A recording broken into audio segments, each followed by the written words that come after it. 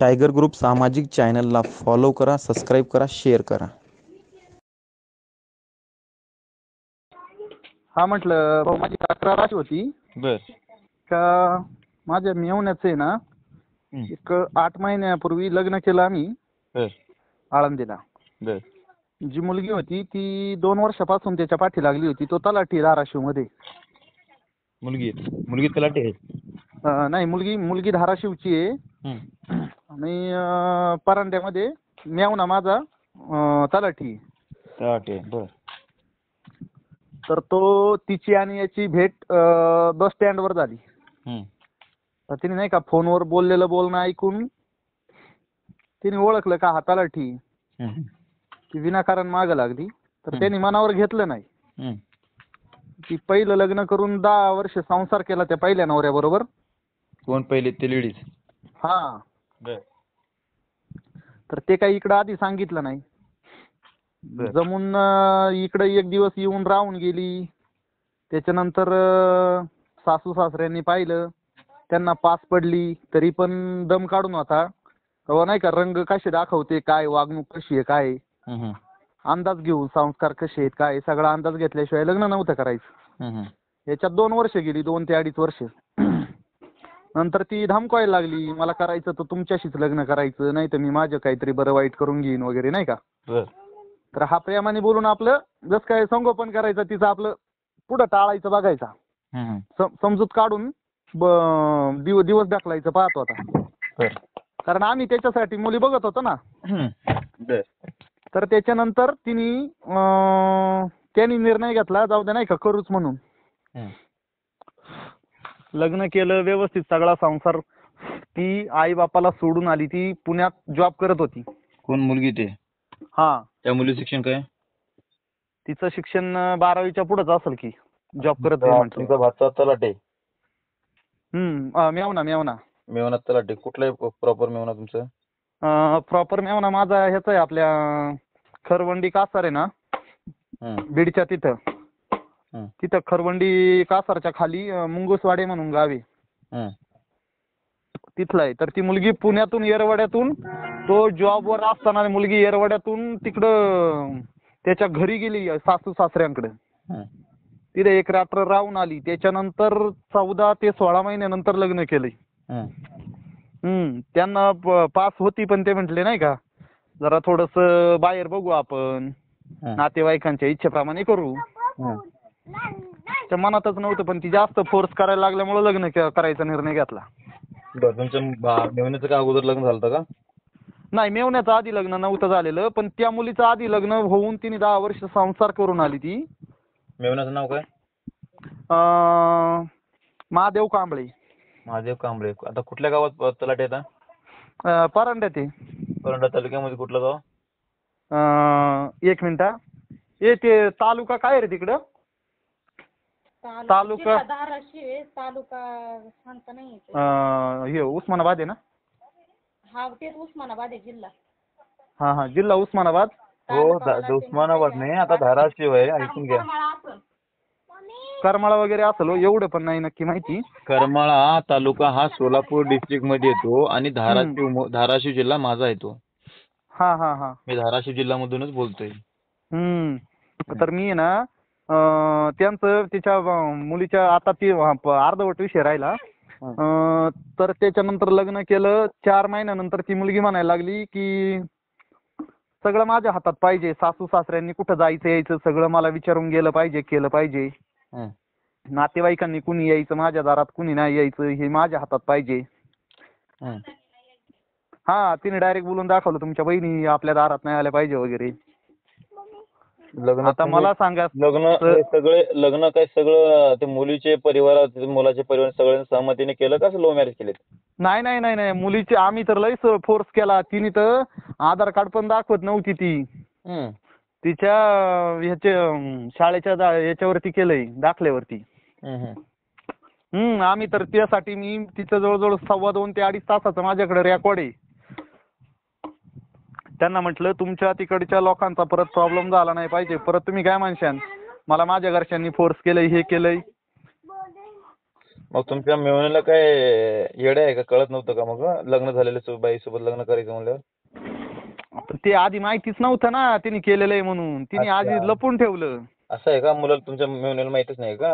माहितीच नाही म्हणून तर मग तो आहे ना त्यासाठीच तो दम काढून होता.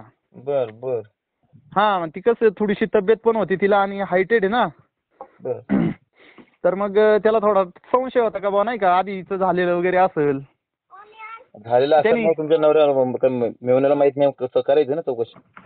त्यांनी चौकशी केली तिच्या जेवढ्या मैत्रिणी ना, चौकशी केली तर मैत्रिणी बोलल्या नाही नाही तसं काही नाही, ती जॉब करते आणि लग्नाचा काही विषय नाही अजून. हं. तर ती बोलली का माझे आई वडील मला स्थळ बघतात ते, मला नाही का तिकडे बोलून घेतात ते, मी 1-2 स्थळं दाखवलीत, घाई करतात ते माझ्या लग्नाला. हं. पण तिला काही घाई वगैरे करत नव्हते. हं. ती मुद्दाम आपलं सांगायची. हं. जायची ती आई बापांना भेटून परत यायची तिथं रूमवर. पुण्याला? आणि इकडं आल्यानंतर लग्न केल्यानंतर पण तिला 2 पोरं दाखवलीत. हं. ती जाताना गळ्यातलं सगळं मंगळसूत्र वगैरे सगळं काढून जायची, कारण आई बापांना माहित नव्हतं ना लग्न केलेलं. बर. हा तर ते पहिलं लग्न केलेलं ते माहित आहे का नाही काय माहिती. पहिल्याचे मुलं आहेत का? पहिलं एक अकाउंट होतं बघा याला फेसबुकला. हं. फेसबुकला अकाउंट होतं ते लॉकच होतं. तेच अकाउंट आहे त्याची नाही का वरती हे येते ना, तर ते मी बघितलं त्याला डीपीला फोटो होता एका मुलाचा. 8 ते 10 वर्षाच्या मुलाचा फोटो होता. तर त्याचा आता डीपी गायब आहे, पण अकाउंट तेच आहे. भाग्यश्री वाळुंज नाव आहे आणि तिचं तिकडचं बापाकडचं नाव भाग्यश्री जाधव आहे. प्रॉपर कुठले मुलगी? मुलगी धाराशिव मधली. धाराशिव मध्ये कुठले गाव? गाव नाही माहिती हो. तिच्या वडिलांचा ऍड्रेस आहे मेवण्याकडं. आणि वडिलांना माहित झालं का नाही विषय? हा विषय वडिलांना आत्ता माहित झाला असेल, पहिले नव्हता माहिती. वडील काय म्हणाला? वडिलांशी नाही बोलणं झालेलं, तिच्या भावाशी बोलणं झालं. भाऊ काय म्हणाला? भाऊ तो काय आता पिलेला होता वाटतं. हं. तर तो जरा थोडा ह्याच्यातच बोलत होता. त्या दिवशी मी कॉल केलेला तर त्यांना मी ओळख सांगितली. हं. नमस्कार घातला, म्हणलं दादा मी तलाठी कांबळे आहेत ना, महादेव कांबळे त्यांचा मेवना बोलतोय. बर बर. हा. ते बोलले दादा मी तुमच्याशी बोलतो पण मी जरा आता गडबडीत आहे, माझे दाजी वारलेले आहेत, मी तिकडे माहितीला निघलोय. म्हणलं ठीक आहे चालतंय, तुमच्या वेळेत मला कॉल करा. ओके बर. हा नंतर? 2 दिवस वाट बघितली हो कॉलची. नाही. तो फोनच घेईना. मग आज तरी कॉल घ्यायचा ना. आज त्याला 7 कॉल झाले दिवसभरात. बर. पहिले 2 केले, नंतर 4 कॉल केले, नंतर मग SMS केला मी. बर. तर मग नाही उचलला. मिसेसच्या मोबाईलवरून फोन केला बर. तर नवीन नंबर असल्यामुळे त्यांनी कॉल बॅक केला पण तिला उचलता नाही आला. बर. आम्ही कॉल केला तर तो वेगळाच म्हणजे नाही का त्याचा पाराच चढलेला होता. अरे तुरीचीच भाषा करत होता. का, कशाबद्दल काय बोला अरे तुम्ही? अहो आता ती ना गंमत अशी झालेली आहे, ती मुलगी इथून तिकडे गेली. हं. ती पहिले 3 वेळेस गेली. 3 वेळेस ते काय विषय नव्हता. तिसऱ्यांदा ती तसंच ज्या वेळेस बोलली ना, हं. तर हे यांना सहन नाही ना झालं. आता हे आईबापांनी लोकांचे सालं घालून त्या पोराला एवढी शाळा शिकवली, हं.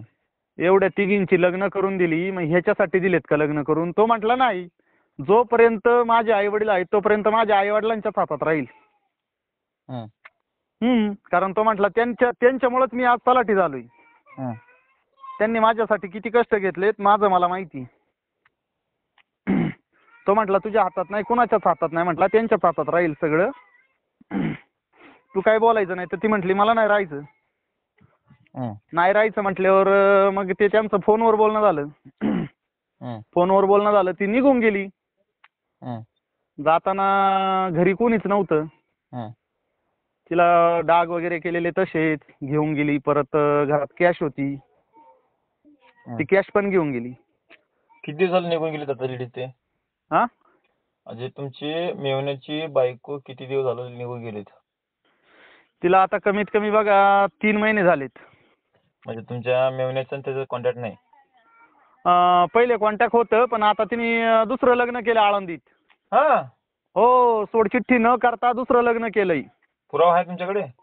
हो, पुरावा म्हणजे इंस्टावरती व्हिडिओ टाकलेल्या, त्या व्हिडिओमध्ये तिचा भाऊ आहे, तिचे वडील म्हणजे आई वडील पण आहेत. हं. आणि नवऱ्याचा पण फोटो आहे, कोरलेली दाढी आहे. त्याचा स्वतःचा फोटो आहे का? ते तिच्या नवऱ्याचा ना. नाही हो, त्या लेडी जे तुमच्या त्याच्या लेडीच्या बद्दल बोलतो, त्या लेडीचा आणि त्या दुसऱ्या मुलासोबत लग्न झालेलं त्या हो हो दोघांचा हो फोटो आहे का? हो आहे की. अच्छा, बर. तर मग आहे ना, ते सांगत नाहीयेत की दुसरं लग्न केलंय. आणि त्यात दुसरा विषय असा आहे का एका लेडीजचे तिने काय केलं नाही का, त्यांचा व्यवहार होता तो, एकमेकीला देत घेत होत्या पैसे. बर. पण आत्ताच्या वेळेस असं झालं का थोडीशी कॅश तिने जास्त मागितली, 1.5 लाख रुपये घेतलेत हं. आणि ती निघून गेली. बर. तर ती लेडीज पण लय दात खाऊ नये का, ती म्हणती का ती फक्त मला भेटायला पाहिजे. दोघांचा भांडा फुटला. हा.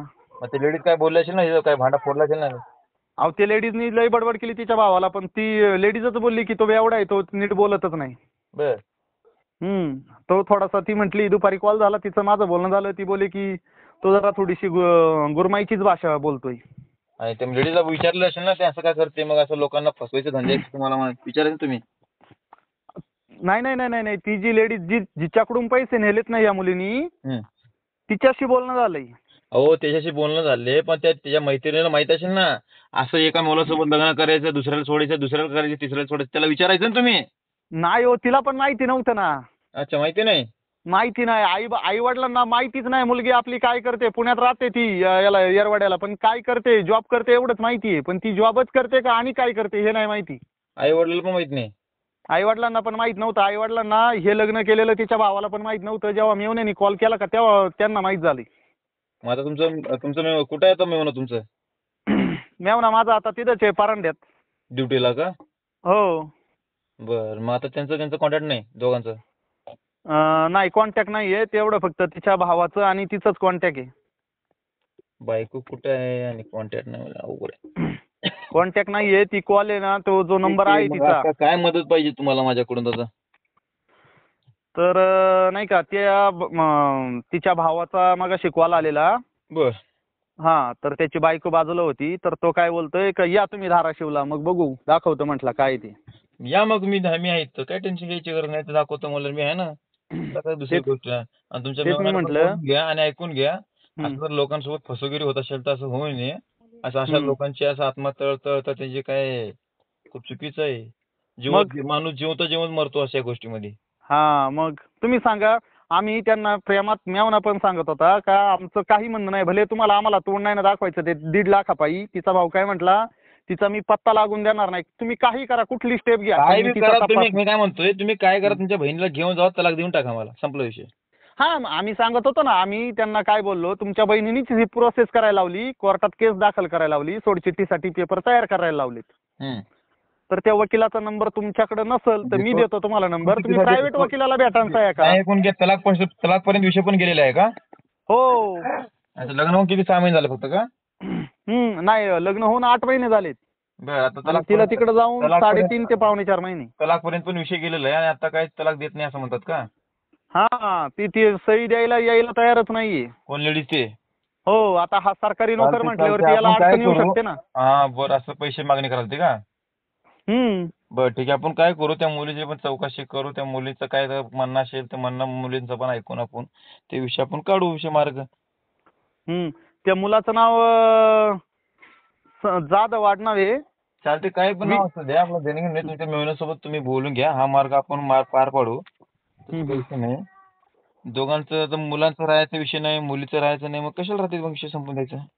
हा, मला काय म्हणायचंय, त्यांचं तिने लग्न केलंय का नाही हं. आधी तर आता हे पहिलं लग्न केलेलं आम्हाला माहित नव्हतं.